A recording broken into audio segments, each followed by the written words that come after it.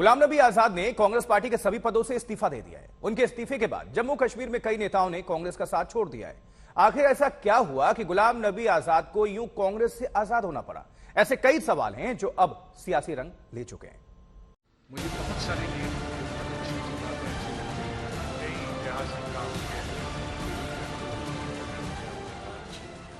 गुलाम नबी आजाद जी की जो अपेक्षाएं थी उसको तोड़ दिया गया।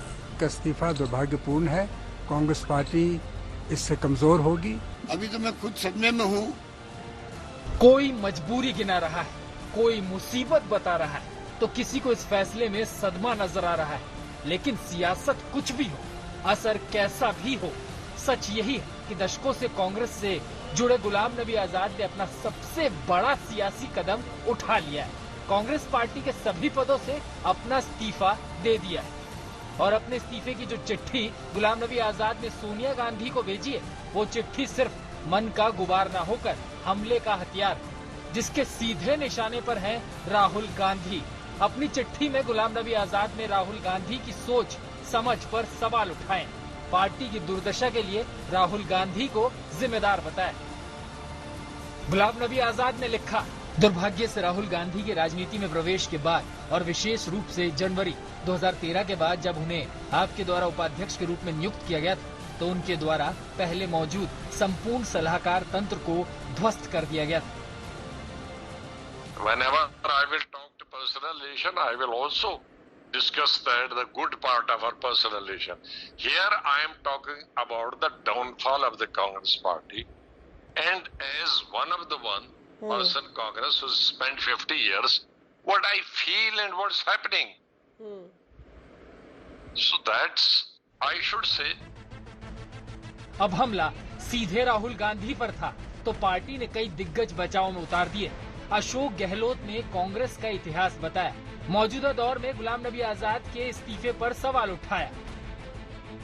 आज जिनको चापलूस कहते दूसरों को, उस वक्त में गुलाम नबी आजाद साहब लगा के जो संजय गांधी साथ थे वो चापलूस ही माने जाते थे, साइकोफैन माने जाते थे उस वक्त में, पर संजय गांधी ने परवाह नहीं करी, तब जाके आजाद साहब इतने बड़े नेता बने। लेकिन इस सवालों के बीच गुलाम नबी आजाद के इस्तीफे ने कांग्रेस पार्टी के भीतर सुलग रही नाराजगी की आग को सतह पर ला दिया है, क्योंकि कांग्रेस में बगावती गुट G23 बनने के बाद किसी तरह से पार्टी के वरिष्ठ नेताओं के गुस्से को शांत किया गया था। लेकिन इसके बाद ना तो G23 नेताओं की सलाह पर ध्यान दिया गया, ना ही उनको किए गए कोई वादा पूरा किया गया। मेरी भी आवाज है, इसीलिए हमने सामूहिक सोच और सामूहिक निर्णय की हमेशा बात रखी। कांग्रेस अध्यक्षा श्रीमती सोनिया गांधी जी से और तमाम राहुल जी पूर्व अध्यक्ष सबसे बैठकर लंबी बातचीत भी हुई, एक बार नहीं कई बार, पर खास तौर पे जो रजामंदी बनी, सहमति बनी, हम बड़े आश्वस्त हुए थे 20 दिसंबर 2020 को, उसको तोड़ दिया गया, उसका सम्मान नहीं हुआ। जो इंदिरा जी और नेहरू जी की कांग्रेस थी या राजीव जी की कांग्रेस थी, अब वो कांग्रेस नहीं रही है। विचारधाराएं बदल गई हैं, सोच बदल गया है। एक कोटरी है जो फैसला करती है, एक कोटरी को जो सूट करता है, जो चाहे वो धन के बल पे या सिफारिश के बल पे, वो लोग वही फैसला करते हैं। जैसे मैं रहा, घुटन होती थी, मुझे दुख भी होता था। हम 53 साल कांग्रेस में रहे और हमने कांग्रेस के लिए, मेरे फादर ने हरियाणा को बनाया कांग्रेस पार्टी। हमने, हमारे जैसे लोग कांग्रेस छोड़ सकते हैं, ज्योतिरादित्य सिंधिया जैसा आदमी कांग्रेस छोड़ सकता है, जतिन प्रसाद, RPN सिंह, आज गुलाम नबी आजाद, ऐसे लोग कांग्रेस छोड़ सकते हैं। इसका मतलब कहीं न कहीं कांग्रेस में डिफेक्ट है, लोगों में, नेताओं में डिफेक्ट नहीं है। गुलाम नबी आजाद का इस्तीफा दुर्भाग्यपूर्ण है। कांग्रेस पार्टी इससे कमजोर होगी, मगर आज चुनौती कांग्रेस पार्टी के लिए ये है कि वो अपना आप में सोचे और आत्मनिरीक्षण करे कि एक के बाद एक जो सीनियर नेता हैं, जो बहुत ही वचनबद्ध नेता रहे इतने सालों तक, वो पार्टी को क्यों छोड़ रहे हैं।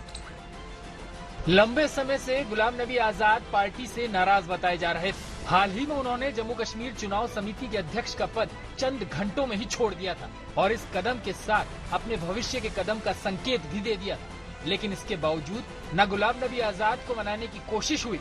अब पार्टी नेता गुलाम नबी आजाद को बीते 42 साल में मिले पद और सम्मान की याद दिला रहे हैं, पार्टी छोड़ने के उनके फैसले को गलत बता रहे हैं।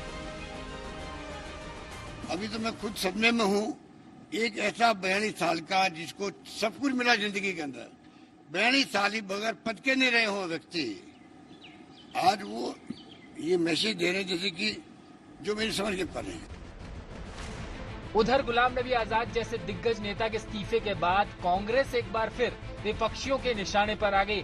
विरोधी कांग्रेस कल्चर पर सवाल उठा रहे हैं। कांग्रेस के कुछ नेताओं को बड़े नेताओं के इस्तीफे की वजह बता रहे हैं।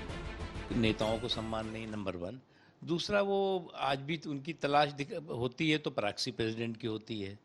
डमी प्रेसिडेंट कैसे मिल जाए उनको, ताकि जो है वो सरकार पार्टी वो चलाते रहें। आज जो भी बची खुची है उनकी, और उनका डमी या प्रॉक्सी प्रेसिडेंट सामने रहे, तो वो भी कोशिश भी वही करते हैं, उससे ज्यादा आगे नहीं है। इस चिट्ठी से ये लगता है कि इनकी वो इज्जत जो पहले थी वो नहीं, आज नहीं थी, और ये इनको बहुत जबरदस्त सदमा लगा, और इनकी बात जो पहले सुनी जाती थी वो नहीं सुनी जाती है। मुझे उस चिट्ठी से यही लगा। कांग्रेस छोड़ने के बाद गुलाम नबी आजाद अपनी नई पार्टी बनाने की बात कह रहे हैं। जम्मू कश्मीर में नई सियासत का संकेत दे रहे हैं। उनका कदम कुछ भी हो, लेकिन कांग्रेस को उन्होंने बड़ा झटका दिया है। दिल्ली से मौसमी सिंह और जितेंद्र बहादुर सिंह के साथ आज तक ब्यूरो।